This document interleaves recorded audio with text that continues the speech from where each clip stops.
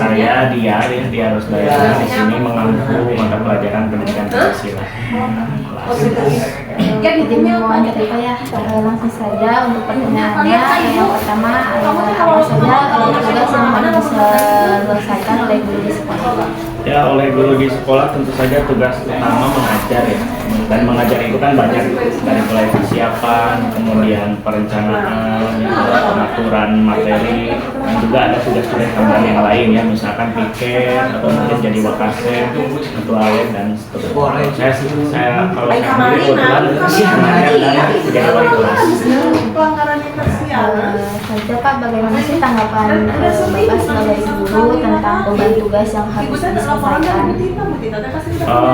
Sebagai guru beban tugas yang harus diselesaikan ya, sebenarnya kalau semuanya mengikuti standar itu cukup bisa di-handle sih. Misalnya kalau ngajar ya, ngajar saja. Jadi sejauh ini kalau saya tidak terlalu merasa terbebani gitu ya, meskipun mungkin ada beban-beban administratif, tapi itu semuanya bisa disiasati, dan kalau saya lebih banyak fokusnya ke praktek mengajarnya nanti di kelas. Tanggapan Bapak tentang kurikulum dalam pembelajaran sekarang bagaimana? Kurikulum yang terbaru ya, yang terbaru. Ya, kurikulum yang terbaru ini sebenarnya lebih bagus karena kan cenderung menyesuaikan dengan keinginan siswa ya, kurikulum merdeka begitu. Cuma di sisi lain guru itu harus bisa menghandle semua kebutuhan siswa kan. Nah, berarti kan gurunya memerlukan kecakapan guru yang lebih banyak gitu ya, lebih luas, karena untuk memfasilitasi siswa dengan berbagai karakternya.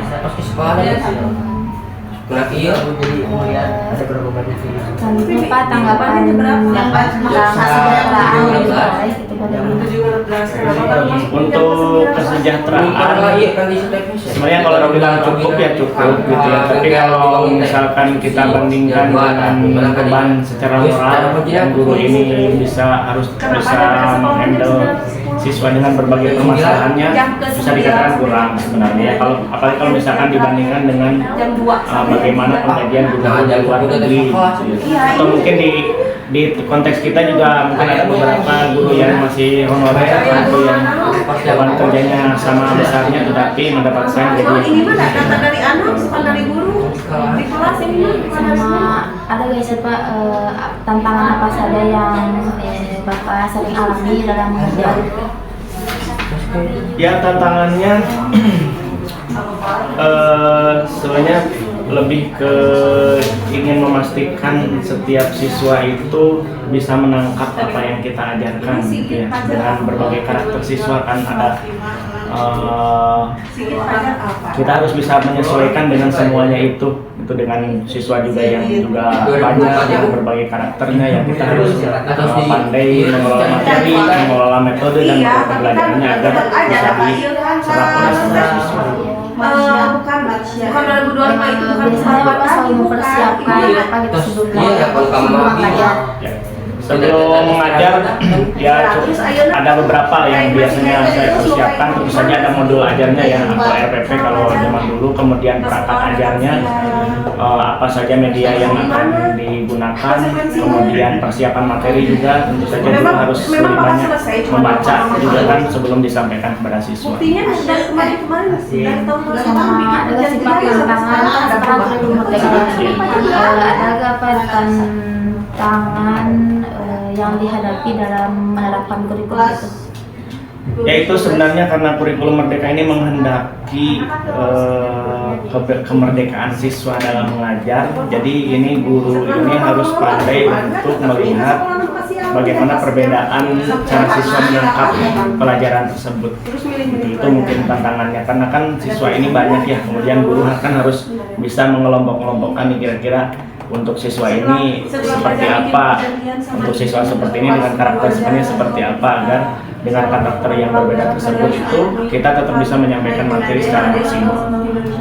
Biasanya mengelompokkan murid itu tuh bagaimana dengan melihatnya seperti apa gitu gimana? Itu kan istilahnya itu diferensiasi ya, pembelajaran berdiferensiasi. Jadi itu ada beberapa teknik. Kita bisa melihat apakah mau mengelompokkan dari bagian belajar atau dari kesiapan belajar, gitu ya. Ada diferensiasi konten, kemudian diferensiasi proses dan seterusnya. Misalkan kita bisa kasih tes awal. Oh berarti misalkan berapa persen ini yang sudah siap, berapa persen yang harus dari nol. Atau kita juga bisa kasih tes kira-kira siswa ini cocoknya pembelajarannya apakah bisa ceramah, berdiskusi misalkan, atau harus menonton video, apa itu bisa dari visual atau visual. Berarti kalau bagaimana sih Bapak dalam menghadapi perbedaan individu? Perbedaan individu ini harus benar-benar dipahami ya oleh guru, jadi jangan sampai guru itu memang menyamaratakan siswa. Saya sendiri kan prakteknya dalam pendidikan Pancasila ya, jadi harus demokratis kan siswanya itu. Apa yang mereka inginkan kita tidak boleh membeda-bedakan. Mau berubah Apa yang Bapak anggap keberhasilan dalam bisa meyakinkan kan nggak saya surat perjanjian. Keberhasilan saya yang dilihat dalam mengajar itu pertama bisa secara akademik ya. Tentu saja ketika misalkan siswa dari asalnya yang tidak paham kemudian menjadi paham, atau misalkan ketika dikasih ulangan sebelumnya dari berapa ternyata meningkat, nah itu yang pertama ya. Yang kedua, ketika mereka perilakunya itu bisa berubah menjadi lebih baik ya, misalkan dalam hal kadang kesiangan, misalkan besoknya ternyata tidak kesiangan, atau misalkan dalam perapihan pakaian, atau misalkan sebelumnya tidak aktif menjadi aktif berpendapat, nah itu saya anggap sebagai sebuah pencapaian gitu ya, keberhasilan dalam belajar. Ada nggak sih Pak strategi yang Bapak gunakan gitu dalam meningkatkan partisipasi siswa untuk belajar bersama Bapak? Ada beberapa strategi yang dilakukan di sebelum atau pada saat kelas. Jadi pertama ya kita harus mempersiapkan betul. Jadi setiap menit pembelajaran itu dipastikan berjalan sangat efektif, itu yang pertama. Yang kedua, saya biasanya ngasih reward and punishment. Jadi misalkan kalau termasuk bukan dalam hal pembelajaran saja, misalkan dalam berpakaian, dalam ketepatan yang masuk begitu, itu saya kasih reward. Kemudian misalkan ada siswa yang aktif ya, nah pekan berikutnya akan dievaluasi lagi siapa yang sebelumnya itu tidak pernah aktif. Nah nanti saya akan sebutkan itu, ini kamu nggak pernah aktif, kamu pernah aktif, nanti kalau aktif kamu dapat nilai sekian, kalau tidak aktif, nah itu biasanya seperti itu, memancing ke aktivitas. Sama biar kelas efektif itu bagaimana sih Pak? Kan biasanya suka ada kelas yang ribut gitu atau gimana? Itu sebenarnya lebih ke pengkondisian ya, Kalau yang saya lakukan biasanya 10 menit pertama itu memastikan mereka siap secara jiwa dan raga itu. Kan termasuk saya agak ketat dalam hal hadiran, misalkan maksimal 10 menit lewat dari itu maka telat bahkan bisa dihitung apa. HP pun biasanya saya kumpulkan gitu ya, biar mereka fokus. Jadi dikumpulkan di awal, termasuk kebersihan kelas, kemudian penampilan. Jadi 10 menit pertama itu yang terpenting untuk mempersiapkan kondisi siswa. Jadi jangan sampai pas kita masuk ke kelas tiba-tiba langsung materi gitu, sedangkan siswa mungkin ada yang masih ngobrol dan pikirnya kemana. Jadi 10 menit pertama itu harus memastikan dulu siswa itu siap untuk belajar. Jadi ke sekolah Kan sekarang ada kurikulum merdeka ya Pak. Nah bagaimana Bapak mengintegrasikan teknologi itu dalam pembelajaran? Ya, dalam kurikulum merdeka ini kan kita akan melihat bagaimana perbedaan karakter siswa dalam menangkap pelajaran. Teknologinya itu ya kadang-kadang selain HP dikumpulkan, kadang-kadang saya juga menggunakan HP juga untuk pelajaran.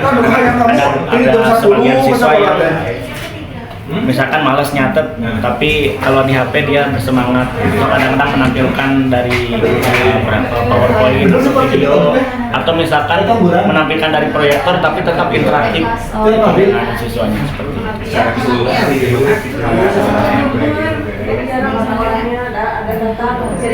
Oke, Pak, cukup sekian dari saya. Terima kasih Pak rekannya. Mohon maaf apabila bermanfaat. Semoga bisa bermanfaat. Amin.